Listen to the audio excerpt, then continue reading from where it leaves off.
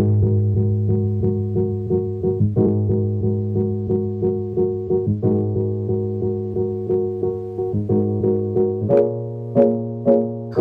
selamat datang di channel Ruang Taktik. Di video kali ini kita akan analisis pertandingan final UCL antara Manchester City versus Chelsea. All English Final ini akhirnya dimenangkan Chelsea, tim asal London yang sekarang punya 2 piala UCL. Juga jadi kemenangan ketiga Chelsea atas City dalam satu musim. Mau pakai pelapis atau non pelapis pun nggak masalah bagi Tuchel. Ini menunjukkan betapa superiornya taktik Tuchel yang bahkan diakui Pep sendiri saat wawancara dengan Rio Ferdinand. Menariknya di wawancara ini, Pep paham semua kelebihan taktikal Chelsea, namun menunjukkan juga bahwa taktik yang ditebak belum tentu bisa diantisipasinya. Kita akan bahas detail taktiknya di video ini. Let's go, kita bahas sama-sama.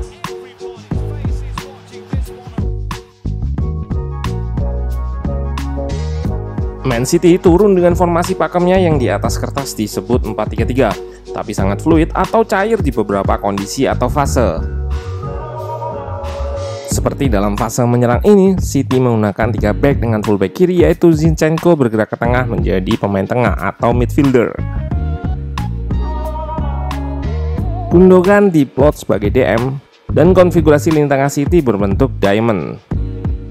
Hal ini digunakan Pep untuk overload atau menang jumlah dengan 2 DM Chelsea yaitu Jorginho dan Kante. Dan City bermain tanpa striker murni yang di atas kertas diisi De Bruyne. Sementara Chelsea tetap menggunakan pakem 3 backnya.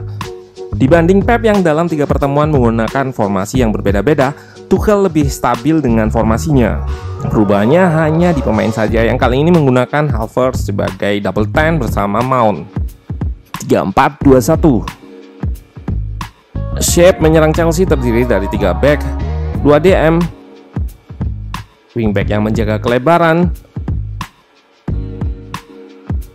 serta striker yang mampu mengekspos garis pertahanan. Ini bikin pertahanan City nggak bisa selalu naik untuk press ke depan atau menutup jarak ruang antar lini, karena harus waspada akan pergerakan striker yang diperankan oleh Werner. Chelsea memiliki rekor bertahan yang fantastis, dan ini adalah kunci kemenangan The Blues di laga ini. Bagaimana Tuchel menyiapkan counter untuk taktik overload lini tengah oleh City tadi, bikin anak asuh Pep sulit mengembangkan permainan. Tuchel menggunakan salah satu stoppernya untuk press ke depan. Bisa kita lihat Azpi naik untuk marking De Bruyne yang drop ke tengah. Jadi meski hanya menggunakan 2 pemain tengah, mekanisme bertahan ini bikin Jorginho dan Kante nggak mengcover banyak area.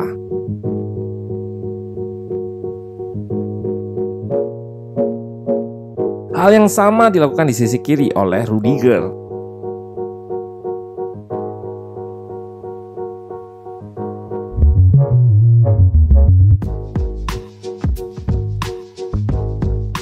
Di video dengan Rio Ferdinand, Pep menjelaskan soal kekuatan Chelsea. Build up racikan Tuchel mengandalkan umpan pendeknya menggunakan 3 back dan 2 DM yang jaraknya dekat. Dengan short build up yang jarak dekat, selain untuk berusaha lepas dari press lawan, tujuannya untuk memancing lawan ke sisi tertentu.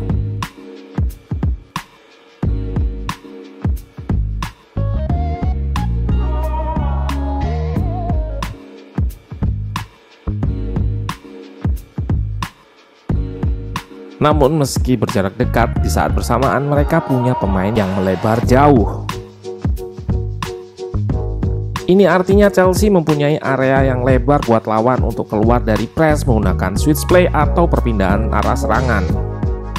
Ditambah wingback yang nggak memposisikan diri ke depan, membuat fullback lawan di sini Zinchenko harus menempuh jarak untuk melakukan press.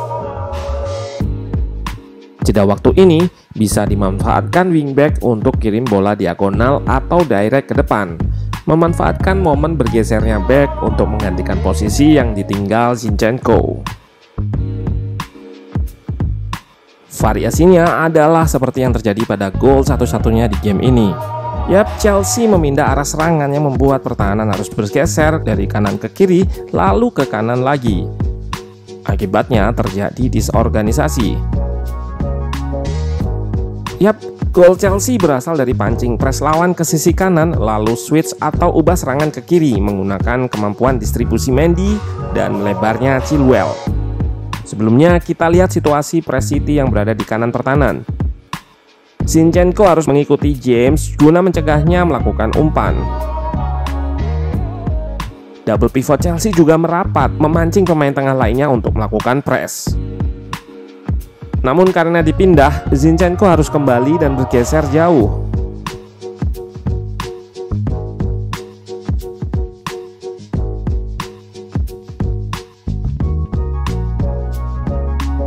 Lalu Mendy melakukan switch ke Chilwell. Kita lihat positioning pemain Inggris ini turun dan sedikit melebar, mengganggu Walker sekaligus membuat pilihan ke Stones untuk tetap di belakang atau press.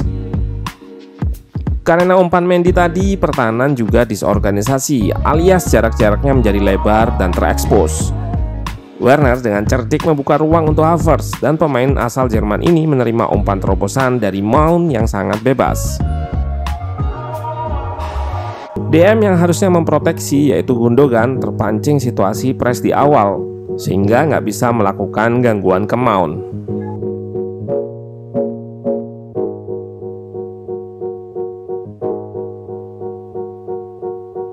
Gol ini menunjukkan set play Tuchel yang nggak mampu diantisipasi Guardiola meski pelatih City ini menyadarinya.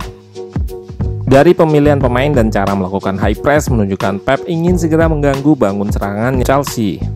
Namun Tuchel mampu keluar dari tekanan dan mencetak gol sehingga mampu menjalankan strategi utamanya, defend dan menyerang transisi lawan. Dalam menjalankan strategi bertahannya, Tuchel diberkahi pemain belakang yang bermain apik di laga ini. Tentunya juga man of the match, yaitu Kante yang sulit ditembus pemain kelas dunia yang dimiliki City. Pada dasarnya peran Kante juga nggak cuma tukang jagal atau rebut bola saja, namun piawai juga dalam menyerang saat transisi. Di babak kedua, guna memaksimalkan strategi bertahan, Kovacic masuk untuk melapisi dua gelandang menjadi 3, dan Chelsea semakin solid. Sementara Pep masih kesulitan dan mencatatkan XG di pertandingan ini hanya 0,2, justru berbanding jauh dengan Chelsea yang bermain bertahan. Yap, musim ini sepertinya milik tim yang memberikan perhatian khusus pada pertahanan. Nggak terkecuali Tuchel dengan waktu yang relatif singkat menangani Chelsea. Namun bertahan yang dilakukannya jelas bukan hanya menumpuk pemain di belakang. Namun seperti di analisis ini, mekanisme dalam bertahan harus diatur dengan taktik sedemikian rupa agar situasi-situasi yang membahayakan teratasi. Juga set play build up-nya yang mematikan patut diwaspadai musim depan.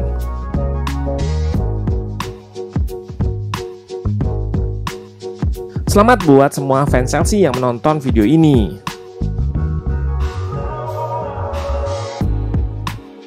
Terima kasih atas dukungan kalian yang selalu support channel ini.